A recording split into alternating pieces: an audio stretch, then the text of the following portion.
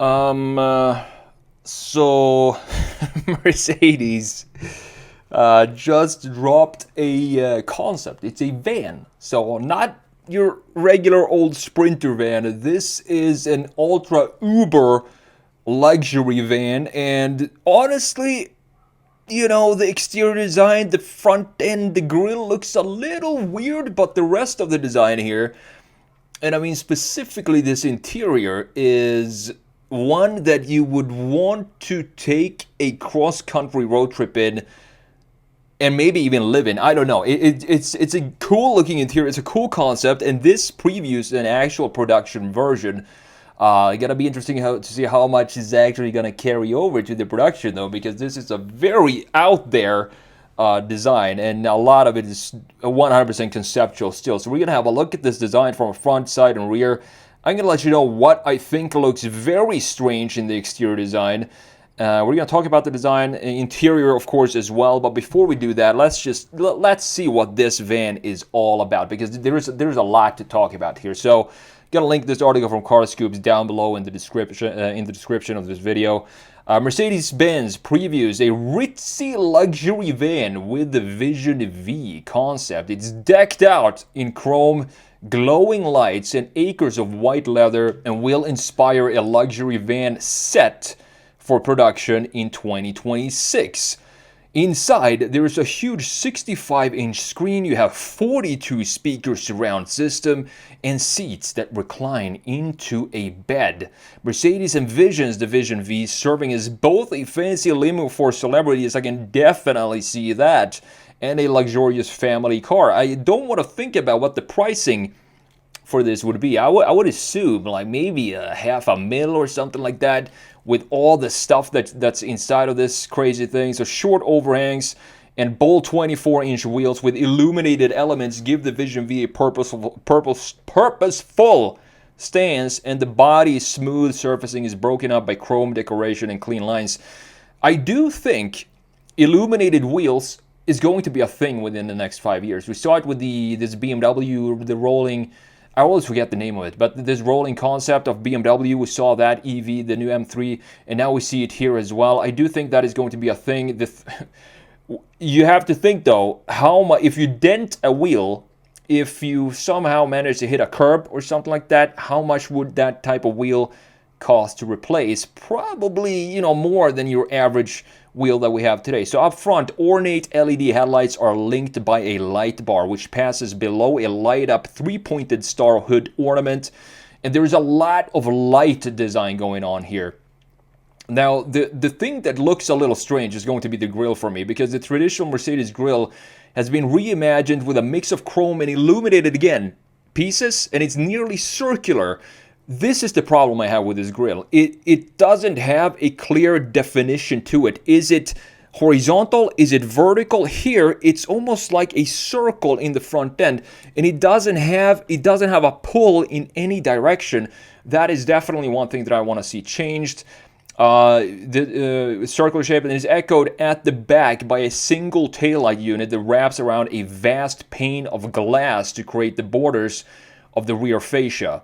Just nuts. And this is definitely something that is conceptual. This rear window, not gonna make it into production. If they put this into production, I'm gonna be mind blown. So you have massive doors that slide open in conjunction with illuminated retractable running boards to reveal a spacious cabin decked out in rich wood trim, rich mahogany maybe, white Napa leather and white silk. Each side of the cabin bears a glass cabinet framed by polished aluminum, or should we say aluminium, depends on where you are in the world. The center console between the seats features a touchpad for controlling the infotainment system and the fold-out table. The rear chairs, comprised of a series of flexible tubular cushions, can lay completely flat to form a bed. Now imagine lounging here. I mean, you would have no problem, you would not be uncomfortable in here if you decide to go on a long road trip. I mean, you have everything you could potentially want, and if you get bored and tired, all you got to do is just fold this out, I guess, and just take a nap there. The rear chair, the table can also extend to become a chessboard with beautiful glass pieces stored in one of the side cabinets. You got to make sure you have a proper driver if you want to play chess back there. You got to be very smooth in the braking, acceleration, stuff like that, so the pieces don't fly all over the place. A glass partition between the rear passenger section and the driver's area can change from transparent to opaque. You have also a massive 65-inch retractable 4K screens, rolls up from the floor in front of the partition. Transparent floor slats let the passengers watch the screen extend upwards after entering the car, and 7 projectors hidden in the roof liner and floor, along with the side windows, which can go opaque like the partition, can be used as extra projection surfaces for a full 360-degree viewing experience, meaning that this is the Las Vegas sphere in a smaller scale. It's just amazing to see. The entertainment function focuses on playing video games and audio content. The relaxed mode reclines the seats and displays a soothing landscape scene with soft background music, while work mode allows for video calls. The Discovery setting uses 3D graphics and augmented reality to show the vehicle surrounding on the 65-inch display to make it seem like you're immersed in the world around you, while in reality you're cocooned in this luxury van. And then, of course, with a car like this, with a van like this, you gotta have a karaoke function.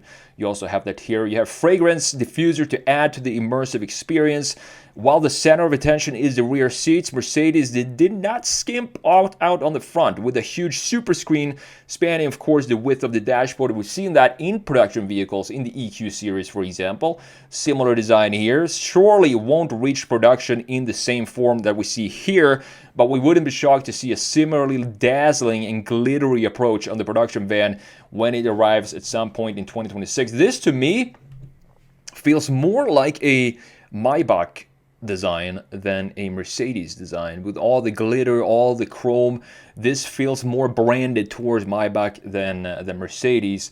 However, let's jump in and have a look at the design here, and let's see what this is all about. Learn design sketching online with me. My online class is now only $47. If you have any desire to pick up the skill of sketching products using simple tools such as just a big pen and some cheap print paper, this is something you want to check out. Now, over the years, I've taught over thousands of students from all around the world how to sketch cars and products using my simple sketching techniques, and most of them have seen amazing results from my classes. Analog Designer Pro Pack is the full bundle of all my classes I've released over the years, and it's yours for just $47. You also have a lifetime access to all the videos. Check out everything that's included and see what my students have to say in the link in the description, or simply visit analogdesignerpropack.com.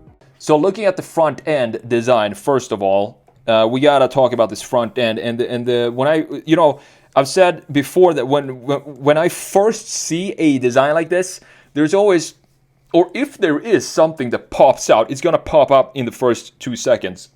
And for me, when I looked at this, it was 100% the grille here. This grille, as I said, it feels almost like a circle in the front end, and I want this to be, I want this to have a direction, and preferably a horizontal direction, meaning that I don't want it to be, cut off like this and be like a BMW kidney grille like we have these days, horizontally stretched out. That would not suit this vehicle. Mercedes is supposed to look wide in the front, and meaning that we need to take the corners of this grille, stretch the corners out, the sides of the grille, and flatten it a little bit to stretch out and make it feel a little wider. So what I want to do here is just stretch out this grille. And personally, I'm not entirely sure if I'm a fan of what we have here when it comes to all this glitter and illumination that we have going on. I think it might suit this type of vehicle, to be honest, to have a little bit of chrome at least. But all these illuminated features that we have the star right here inside of the headlight, the 3-spoke LEDs right here, and a massive, like this entire piece is just illuminated. You can see it right here. Similar design to what we have in the new CLA with this light bar up top, and then we have the grille sitting below it. And this star itself the hood ornament is also illuminated. And look at this, we still have the bulges, the ridges, the ribs in the hood that we had in the original SL, and also came back in production for the SLK in 1997, still being intact up top on the hood right there. And we have this massive chrome detail in the lower section right here, looking pretty sweet. I kind of like this because it has an organic feel to it, very dynamic, and it feels like this is even though it looks maybe a little undefined, it still feels like what I've been missing in car design lately, and that is to have a details like feels like it's been sketched out by hand. And that means we have curvatures, we have organic feeling, we have organic surfaces and different thicknesses and stuff like this. And this is what I'm seeing in this specific detail in the bottom. It is a lot of chrome, but as I said, I sort of feel like it suits to have a little bit of chrome in this specific vehicle. Now, the side view is going to be my favorite view for this. I think this side view is gorgeous. I think it's a beautiful looking side view, specifically since we have one sharp line at the lower section down here. You can see how it goes in and creates this line, and we also have two sharp lines for the shoulder line. We have a straight shoulder line right here, fades in this area, and then comes back very, very strong in the rear end right here, as you can see. And this creates a little bit, we need some definition in this sea ocean of soft smooth surfaces. We need some defining key lines in this design to break up all the softness that we have going on. And I think these three lines, this one and this one and this right here, this is enough. We don't need more sharp lines than this. It still looks very, very nice and super luxurious for sure, these proportions. Now, keep in mind that this is a van. A van is not very easy to make look beautiful, but in this case, I do like that we have almost a clear cut in the rear end and a defined bumper right here. We don't have the same definition of the bumper in the front. I would like to see that as well. And last but not least, we have this lower section down here with some graphics in the lower section to just cut out some of this volume down there. And these big 24-inch wheels look great. They remind me of old, I think, what is it, Brabus wheels I'm thinking of, or not sure. The old wheels that had these in the late, I think, mid-90s or something like that, look very similar to those.